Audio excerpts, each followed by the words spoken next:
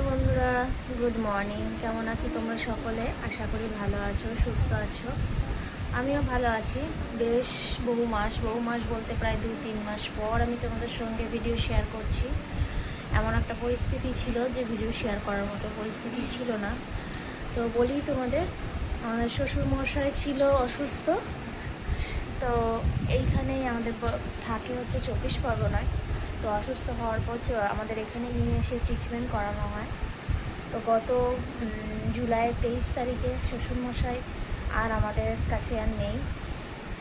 তো সব কাজকর্ম এখান থেকেই কমপ্লিট হয়, এখান থেকেই কাজকর্ম হয়। তারপর সব এখন যে যার কাজে ব্যস্ত হয়ে পড়ে। কাজকর্ম হয়ে গেছে মোটামুটি প্রায় গত বৃহস্পতিবার দিন। তারপর বাড়ির লোকজন যা যা আত্মীয় স্বজন ছিল সব যে যার বাড়ি চলে গেছে। এমনকি শাশুড়ি মাও নিজের কাজে চলে গেছেন, যেহেতু উনি আইসিডি এসে কাজ করেন।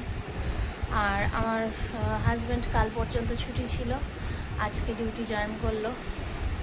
তো চলো আমিও আমার রেগুলারের জীবনযাপন আবার শুরু করি।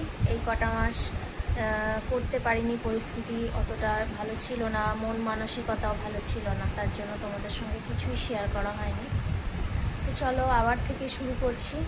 আর আরও একটা কথা, যেটা আমার প্রথমে একটা ফেসবুক অ্যাকাউন্ট ছিল সায়ন্তনী দেবনাথ মণ্ডল নামে, হঠাৎ একদিন ফরম্যাট হয়ে যায়। আর তারপর সব আমি হারিয়ে ফেলি। প্রায় 5,000-এর ওপরের ফলোয়ার্স ছিল আমার। তো যাই হোক, সেটা চলে যাওয়ার পর আরও মনটা খারাপ হতে থাকে, মানে ভিডিও করবার ইচ্ছাটাই চলে যায়। তো ভাবলাম যে তোমাদের সঙ্গে এতদিন এত মাস অনেক কিছুই শেয়ার করতে পারিনি। তা ভাবলাম কাজের ফাঁকে ফাঁকে যতটুকু পারি এবার থেকে সবই তোমাদের সঙ্গে একটু একটু করে শেয়ার করব। তোমরা সকলে পাশে থেকো, যেন আমি একটুখানি এগোতে পারি। চলো, সবাইকে শুভ রথযাত্রা, অনেক অনেক শুভেচ্ছা। এই যে মাম্মা, গুড মর্নিং বলো। Good morning. তো এখন হচ্ছে ঘরের কাজ করব, রান্না বান্না করব, যেহেতু আজকে রথযাত্রার ছুটি। মামামের আজকে স্কুল ছুটি, স্কুল যায়নি। তো আস্তে আস্তে সবই কাজকর্ম শুরু করব। হচ্ছে 8টা, একটু চা খেলাম। এবার ওদিকে ভাত বসিয়েছি, একদিকে রান্না করব, একদিকে রেগুলারের মতো যেরকম কাজ করতাম আর একদিকে রান্না করতাম, সেসবই আবার শুরু করব। তোমাদের সঙ্গে সবই শেয়ার করব একটু একটু করে। চলো সবাই আমার পাশে থেকো। আর টাটা এখনকার মতো, পরে আবার আসছি। সকাল মানেই তো বিছানাপত্র আগেই গোছাতে হবে, তাই সব থেকে আগে যেটা কাজ, বিছানাটা আগে কমপ্লিট করে নিলাম গুছিয়ে।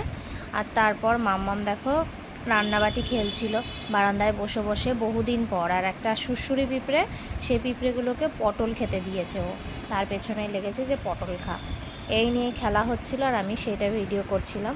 ছোটোবেলায় আমরাও এরকম অনেক কিছুই করেছি, যেগুলো এখন ওকে দেখলে মনে পড়ে। সবসময় দেখো বিছানাপত্র এরকম টান টান গোছানো থাকলে কতই না ভালো থাকে, কিন্তু সেটা তো আর থাকা সম্ভব নয়।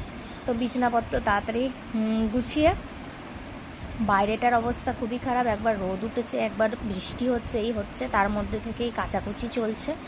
আর এই ঘরটা এখনও ঠিকঠাকভাবে গুছিয়ে উঠতে পারিনি, প্রতিদিন অল্প অল্প করে একটু একটু করে গোছাচ্ছি। তারপর দেখালাম হচ্ছে রান্নাঘরটা তো ঢুকলে পরে সেই 2 ঘন্টার আগে কমপ্লিট করতেই পারি না গুছিয়ে। আর তাই একদিকে রান্না করছি আর একদিকে একটু একটু করে বাসনটা মেজে নিচ্ছি। তাহলে কি হয়, রান্নার পরে গাদাগুচ্ছের বাসনও হয় না, একটু তাড়াতাড়ি কাজটা কমপ্লিট হয়ে যায়। এদিকে বাসন মাজছি আর ওদিকে রান্না করছিলাম।